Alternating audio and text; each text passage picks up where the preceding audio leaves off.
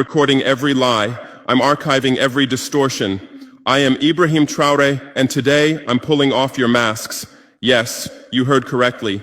I, whom you call a young military junta leader, whom you brand as a dangerous radical, whom you serve up as an anti-Western dictator, am now telling you the truth. And this time you cannot turn off your microphones. This time you cannot turn away your cameras. This time your editors cannot cut this speech, because the world you monopolize no longer exists. Because millions will hear these words now, without passing through your filters, without being subjected to your distortions, without being muddied by your lies.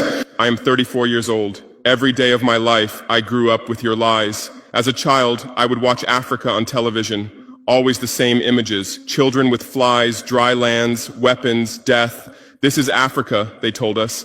This is what Africa is. And we believed it. We were ashamed of ourselves. We were ashamed of our own lands, of our own people. But then I grew up. I read, I researched, I questioned, and I understood that the Africa you showed us wasn't real. The story you told us was a lie. The fate you imposed on us was a script you had written. For years, how have you portrayed Africa? How have you shown it? How have you sold it to your viewers? As if we were creatures who had no share of humanity, as if we were savages left outside of civilization, as if we were wretches waiting for you to save us. Every day, every hour, every minute, the same story plays on your screens. Hunger, war, disease, corruption, terror, chaos. These are the words that come to mind when Africa is mentioned. In your Africa dictionary, there are no other words. No hope, no success, no development, no resistance, no honor, no pride, no victory. So I ask you, New York Times, Washington Post, Guardian, Le Monde, have you ever made Africa's successes your headlines? How many times have you written about Rwanda's technology miracle? How many times have you shown Ethiopia's reforestation project? How many times have you praised Botswana's democratic success? How many times have you described Kenya's entrepreneurial ecosystem? No, because these don't fit your scenario. Your Africa cannot be successful. It cannot, because then how will you legitimize your exploitation? If it's not in need of help, how will you intervene? If it's not backward, how will you look down on it? Have you ever asked yourselves, has any editor sitting at their desk, any news director in a meeting, any columnist at their keyboard ever thought, why are the people of the world's richest lands poor? Here are the numbers for you, real numbers. Africa owns 70% of the world's cobalt reserves. Your cell phone, your computer, your electric car won't work without cobalt. This cobalt comes from Congo, but Congolese can't afford cell phones. Africa owns 90% of the world's platinum reserves. Catalytic converters, electronic devices, medical implants, they all need platinum. This platinum comes from South Africa, but South Africans are crushed by unemployment. Africa provides 30% of the world's gold production. Mali, Burkina Faso, Ghana, Tanzania. Gold flows like rivers from our lands.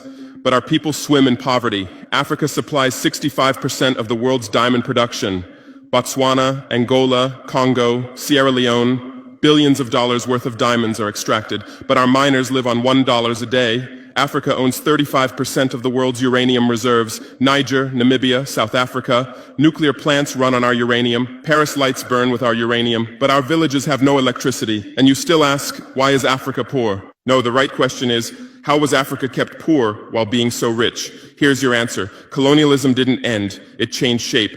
You used to come and occupy our lands. Now you come and establish companies. You used to take by force. Now you make agreements. You used to rule with the whip. Now you rule with credit. Let me give you concrete examples. With numbers, names, dates, but you'll never write about these. Glencore, Swiss-based mining giant, extracting cobalt in Congo.